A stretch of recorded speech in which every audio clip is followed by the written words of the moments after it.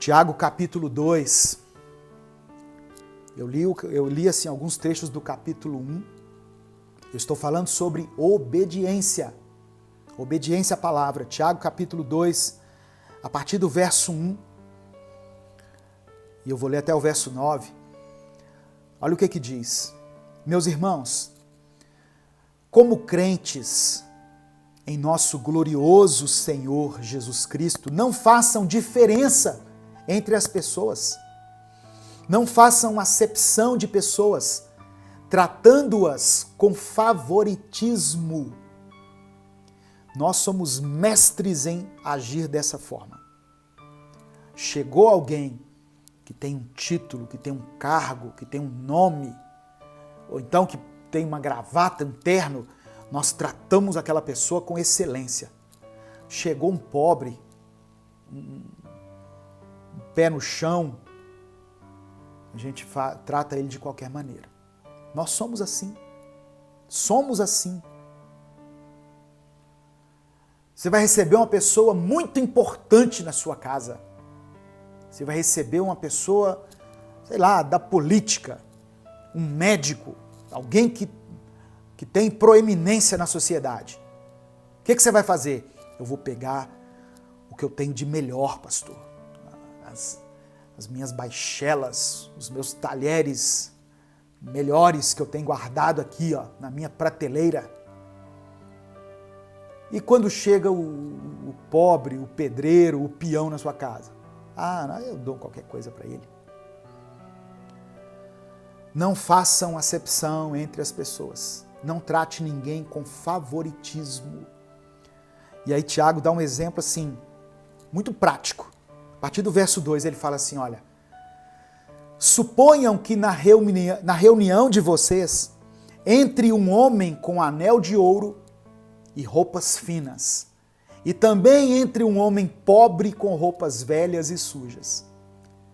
Se vocês derem atenção especial ao homem que está vestido com roupas finas e disserem, aqui está um lugar apropriado para o Senhor, mas disserem ao pobre, você fique de pé ali, ou sente-se no chão, junto ao estrado onde ponho os meus pés, não estarão fazendo discriminação, fazendo julgamentos com critérios errados? O povo evangélico é mestre em fazer isso. Até que hoje em dia, algumas denominações foram libertas do uso da gravata. Mas quem era um pastor para pregar antes sem gravata? Como se a gravata é que desse a unção para o camarada.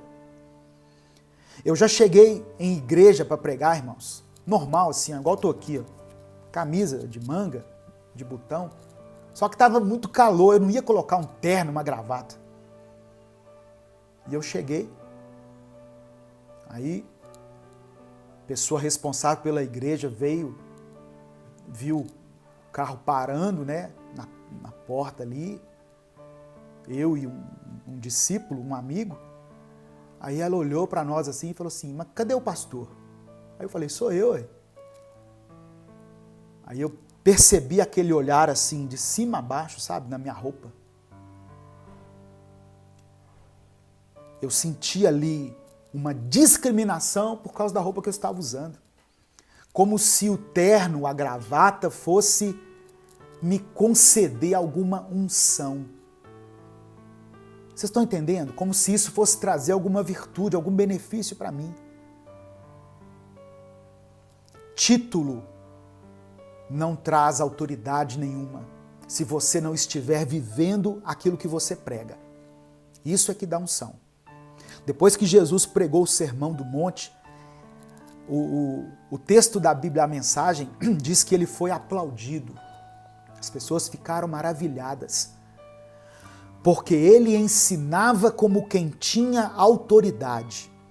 Ou seja, Jesus estava ensinando aquilo que ele, na verdade, estava vivendo. O que traz unção sobre a vida de alguém não é a roupa de grife que ela usa, não é o tanto que ela conhece de Bíblia, porque tem gente que recita versículos de cor igual um dicionário, né? Igual um livro ambulante. Eu não tenho essa habilidade. Tudo que eu estou falando para você aqui está escrito aqui na minha frente. Eu tenho eu vou dizer, esse cuidado, né, em anotar tudo aqui, até para ganhar tempo às vezes, né, de procurar alguma coisa, mas eu não consigo guardar tantos versículos assim.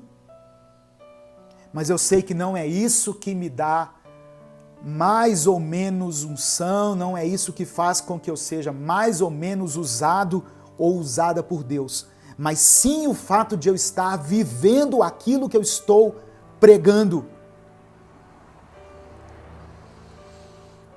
Então aqui, Tiago está repreendendo as pessoas, dizendo que se elas tratarem melhor alguém que está vestido melhor, alguém que tem um cargo, um título, uma posição, elas estão erradas. Igreja é lugar onde o pobre e o rico sentam-se um ao lado do outro. Ali não tem o doutor fulano de tal, o senhor não sei o quê, o apóstolo, o bispo, não tem isso. Graças a Deus é outra coisa que as igrejas têm se libertado. Antes você ia na igreja, né, tem igrejas assim ainda.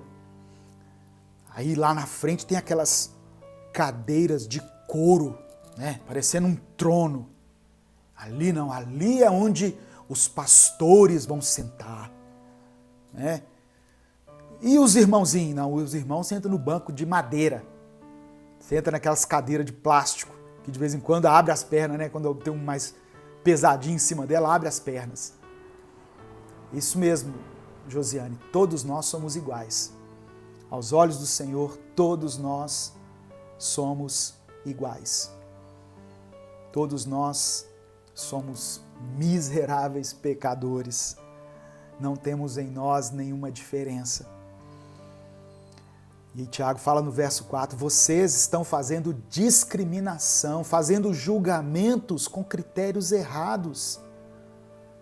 Versículo 5, ouçam, meus amados irmãos, não escolheu Deus os que são pobres aos olhos do mundo para serem ricos em fé e herdarem o reino que ele prometeu aos que amam? Mas vocês têm desprezado o pobre. Não são os ricos que oprimem vocês?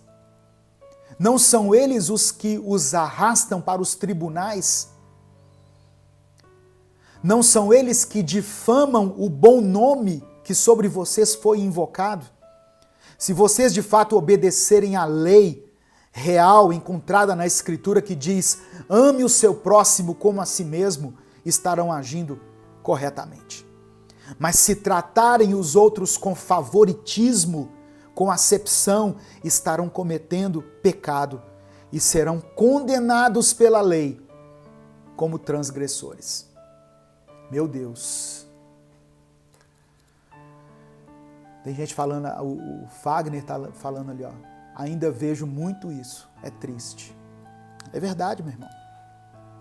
Muitas igrejas, muitos lugares tratam os outros com favoritismo. Mas entre nós que somos servos de Deus, não deveria ser assim. Muitas igrejas ficam enaltecendo a figura de homens, né? A figura de pessoas que ocupam algum lugar no púlpito e menosprezando aquele que está lá na portaria, que está varrendo o chão, que está lavando o banheiro. E não deve ser assim. Eu não estou dizendo que aquele que prega a palavra não deve ter a sua importância, o seu respeito, mas ele deve ser importante e deve ser respeitado tanto quanto aquele que está servindo água, tanto quanto aquele que está servindo ceia. Amém?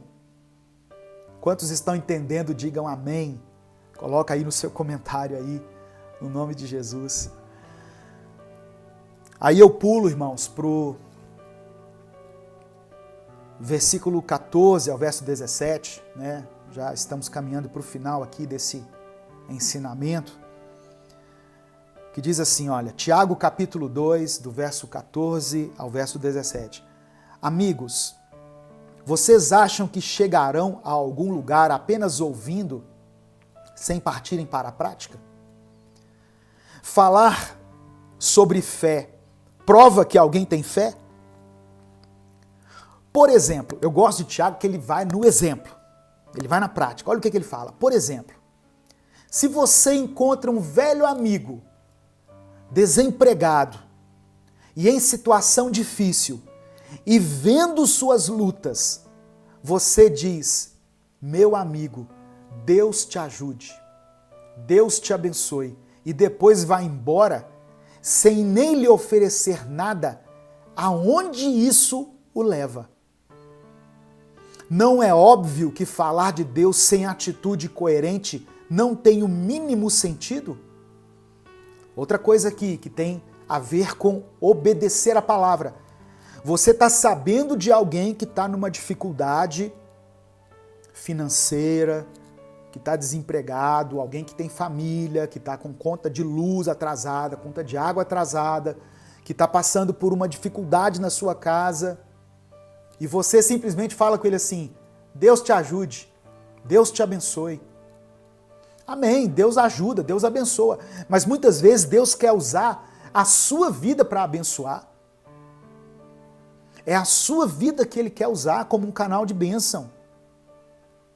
Ah, pastor, não tem nada para dar. Ninguém é tão pobre e miserável que não tenha nada para oferecer, irmãos. Às vezes uma roupa que está no seu guarda-roupa aí, ó, parada, para alguém que receber vai ser a roupa de domingo, a roupa de ver Deus. Uma roupa que você nem lembra mais que tem. Um sapato que você nem gosta tanto assim, mas está guardado lá. Tem 10 anos que está guardado lá. Poderia estar calçando os pés de alguém. Mas você encontra com a pessoa, você encontra com esse amigo, esse conhecido, sabe que ele está em dificuldade, simplesmente diz assim, Deus te abençoe, vai com Deus. Obediência. Obediência.